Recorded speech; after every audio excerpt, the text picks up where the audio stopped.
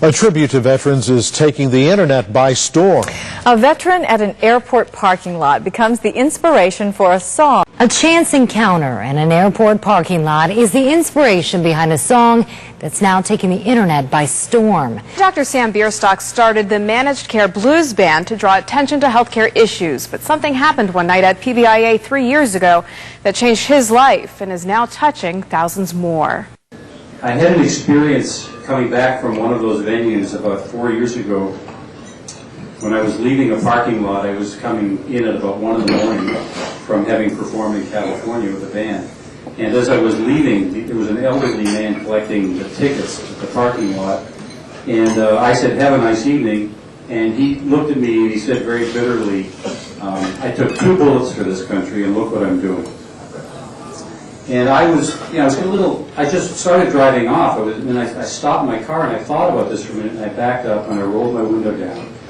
And I said, "Sir, I just want to thank you. I've had a wonderful life in this country, and without your generation, I know that I wouldn't have." And he started to cry. And the response from veterans and their families has been overwhelming. Feelings awakened and memories too often forgotten. These guys were fighting hand-to-hand combat with bayonets. They were on ships being torpedoed. They couldn't be hidden. The war that literally threatened our borders and our way of life. We'd have nothing we have without them. The song has been downloaded more than 8 million times. Now, what's next for Dr. Sam and his band? They're scheduled to play Before You Go at our nation's capital next month. Thank you, thank you, thank you, go in peace.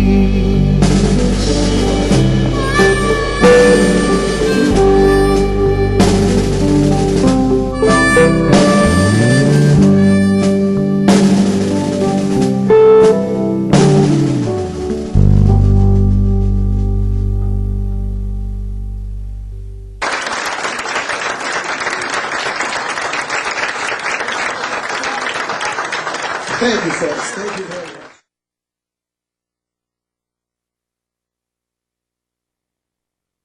Eventually, at one time, I used to become very emotional because, see, that's what happens with me. I become emotional talking because we lost some fellows, evidently, no rhyme or reason, you see, when you're in the military, you train with these fellows, you live with them, you shower with them, you eat with them, and you buddy up. Some you buddy up real close.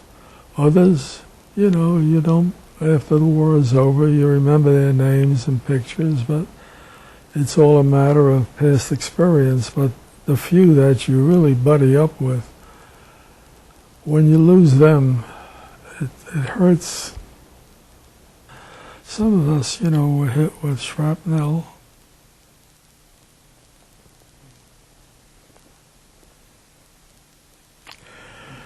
That's about the size of it. When I was growing up, I remember all the war mementos. There were swords and helmets and interesting things that, for me, were just interesting. And I saw the pictures. My mom was great at keeping the pictures cataloged beautifully. They didn't mean as much to me until very recently. Hearing your song brought it back. I asked my dad to take out the albums again. It began to make so much more sense to me, the sacrifices that my dad made.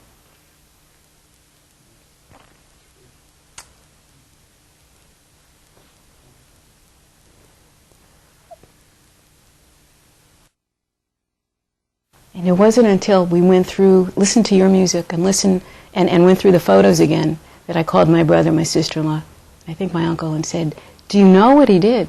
Do you know that without people like my dad, the hospital trains wouldn't have run? And people who needed to get saved wouldn't have." And I don't think they knew the whole story because he didn't talk about it. And when I got done speaking to my sister-in-law, she said, "I never knew the rest of the story." He considers his role in World War II one of his legacies.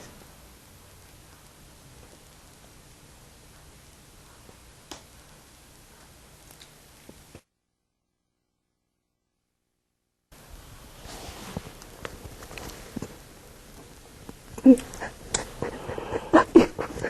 guess Sam is almost finished.